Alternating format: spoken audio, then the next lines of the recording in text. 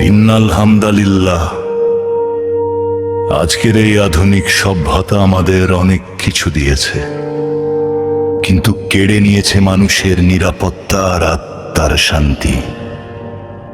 আমরা আজ কথা বলবো সেই শাসন ব্যবস্থা নিয়ে, যা আল্লাহ আমাদের জন্য মনোনীত করেছেন, বনাম সেই ব্যবস্থা যা মানুষ নিজের লালসা মেটাতে তৈরি করেছে।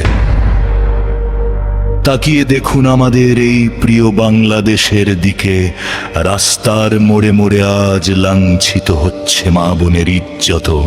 পাড়ায় পাড়ায় মাদকের নীল বিষ ধ্বংস করছে তরুণ প্রজন্মকে। চুরি ডাকাতি আর দুর্নীতির মহোৎসবে পিষ্ট হচ্ছে সাধারণ মানুষ। কেন? কারণ আজ আমাদের শাসন করছে গণতন্ত্র,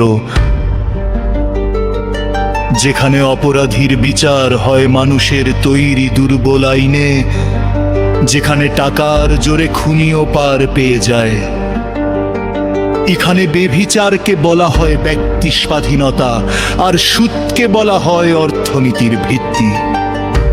শরিয়াহ সম্মত কোনো কঠিন শাস্তি নেই বলেই আজ পাপাচার আকাশ ছুঁয়েছে। অথচ আমরা কি এই জন্য স্বাধীন হয়েছিলাম?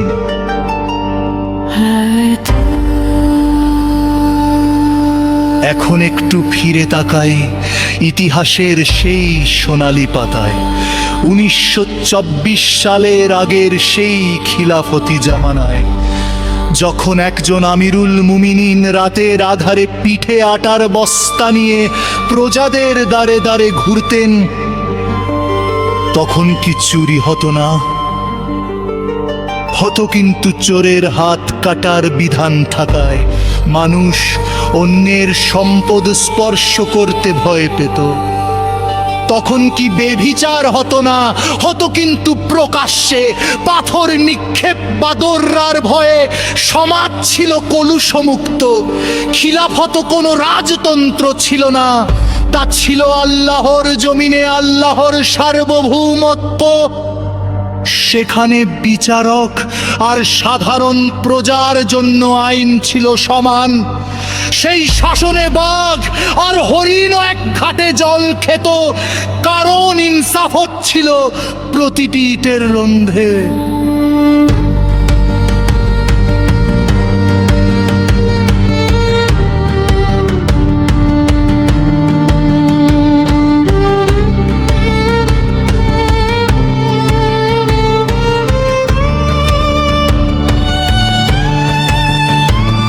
আজ 2026 সাল, খিলাফত ধ্বংসের 102 বছর পার হয়ে গেল। আমরা আজ এতিম, আমাদের কোনো অভিভাবক নেই। গণতন্ত্র আমাদের শিখিয়েছে ভাগ হয়ে যেতে, দল উপদলে বিভক্ত হতে, কিন্তু আল্লাহ আমাদের বলেছেন ঐক্যবদ্ধ হতে। মুমিন কখনো মানবরচিত তন্ত্র মন্ত্রের দাস হতে পারে না।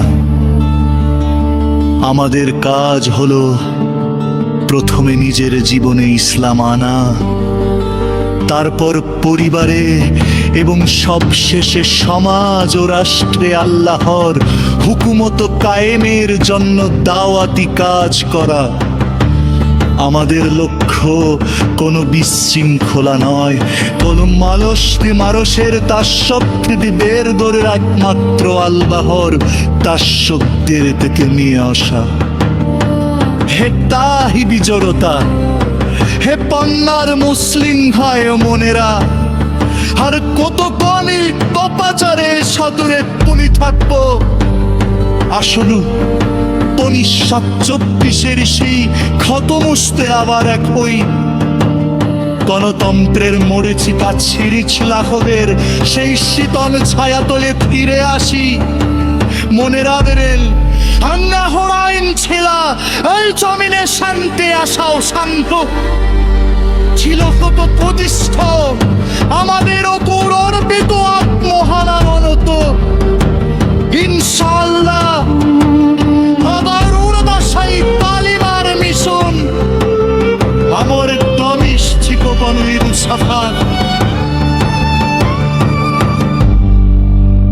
ইন্না লিদ্দিনি উতরুখতাইম